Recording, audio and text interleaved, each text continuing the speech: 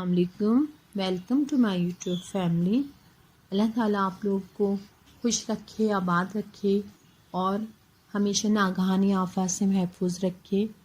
آپ کی دعاؤں کی ہمیں بھی بہت شدید ضرورت ہے، ہمارے لیے خاص طور سے دعا کیا کیجیے۔ اس واقعے کی شروعات کرتے ہیں۔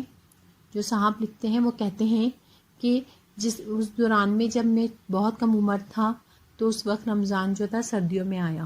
کافی ضد کرنے کے بعد مجھے اعتکاف میں بیٹھنے کی اجازت مل گئی۔ ہمارے محلے کی مسجد کی بارے میں مشہور تھا کہ وہاں کوئی بزرگ یا جن رہتا ہے۔ اس کی تصدیق کافی لوگ کر چکے تھے کہ ان کے ساتھ کچھ نہ کچھ واقعات ہو چکے تھے۔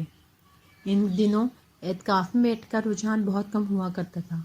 اس دفعہ بھی صرف 4 لوگ اعتکاف میں بیٹھے، جن میں میرے علاوہ مزید 3 لوگ تھے۔ میں سب سے کم عمر تھا۔ وقت گزرتا گیا۔ 2 دن بعد فجر کی نماز کے فوری بعد قرآن مجید پڑھنے کے لیے لڑکے اور لڑکیاں آئے۔ مسجد میں لڑکیوں کے لیے علیحدہ ایک کمرہ تھا جہاں پر قرآن پاک پڑھایا جاتا تھا، مگر اس دن جب وہ لڑکیاں اس کمرے میں داخل ہوئیں تو چیخیں مارتی ہوئی باہر کو دوڑی۔ مسجد کے امام نے پوچھا کیا ہوا، تو وہ کہنے لگیں کہ اندر کوئی ڈراؤنی شکل والا ہے جو ہمیں گھور رہا ہے۔ امام صاحب جب کمرے میں گئے تو اندر کوئی نہیں تھا، مگر اس سے پہلے بھی بہت سے واقعات ہو چکے تھے۔ امام صاحب نے اس کمرے میں کھڑے ہو کر مجھے آواز میں کہا کہ تم جو بھی ہو، تمہیں خدا کا واسطہ اس طرح سامنے ظاہر نہ ہوا کرو، یہ خدا کا گھر ہے۔ لوگ ڈرتے ہیں کیونکہ اس سے پہلے بھی کافی واقعات ہو چکے تھے، اور اوپر سے یہ واقعہ، اس کے بعد لوگوں میں بات بڑی عام ہو گئی اور بات پھیل گئی۔ مسجد میں کوئی چیز کیسے ہو سکتی ہے، یہ تو خدا کا گھر ہے۔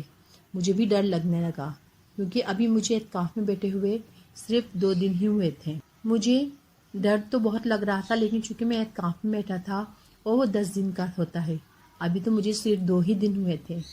اب میں اعتکاف پورا کے بغیر مسجد سے جا بھی نہیں سکتا تھا۔ چنانچہ میں نے فیصلہ کیا کہ رات کے وقت مسجد کے اندر ہی رہوں گا اور اس طرف نہیں جاؤں گا۔ دوستو اسی طرح تقریباً 4-5 دن گزر گئے اور کوئی واقعہ نہیں ہوا۔ بس کبھی کبھی مجھے احساس سا ہوتا کہ جیسے کوئی مسجد کے فرش پر چل رہا ہے، لیکن جب میں غور کرنے کی کوشش کرتا تو تب مجھے اس طرح کا کچھ محسوس نہیں ہوتا تھا۔ دوستو ایک رات شاید کوئی 12 یا 1 بجے کا وقت ہوگا اور مجھے واش روم میں جانے کی ضرورت پیش آ گئی۔ مجھے ڈر بھی بہت لگ رہا تھا۔ میں اعتکاف میں بیٹھے ہوئے دوسرے لوگوں کو یہ تو نہیں کہہ سکتا تھا کہ مجھے ڈر لگ رہا ہے۔ آپ میں سے کوئی میرے ساتھ واش روم میں جانے کی جائے یا میرے ساتھ چلو۔ کافی دیر انتظار کرنے کے بعد آخر جب بات میری برداشت سے باہر نکلی تو مجھے واش روم جانے ہی پڑا۔ مسئلہ یہ تھا کہ واش روم مسجد کے آخری میں تھا اور وہ کمرہ جہاں بچیاں قرآن پاک پڑھا کرتی ہیں مسجد کے آخری والے حصے کے دوسرے کونے میں تھا۔ آخرکار میں نے ہمت کی اور اٹھ کر باہر کی طرف چل پڑا اور واش روم میں جا کر بیٹھ گیا، کیونکہ آدھی رات کا وقت تھا اور بالکل سناٹا تھا۔ مجھے واش روم میں بیٹھے ہوئے ایسا محسوس ہونے لگا جیسے باہر کسی کے چلنے پھرنے کی آوازیں آ رہی ہیں۔ تھوڑی دیر بعد جب میں باہر نکلا اور میں نے ادھر ادھر گردن گھما کر دیکھا تو وہاں کوئی نہیں تھا۔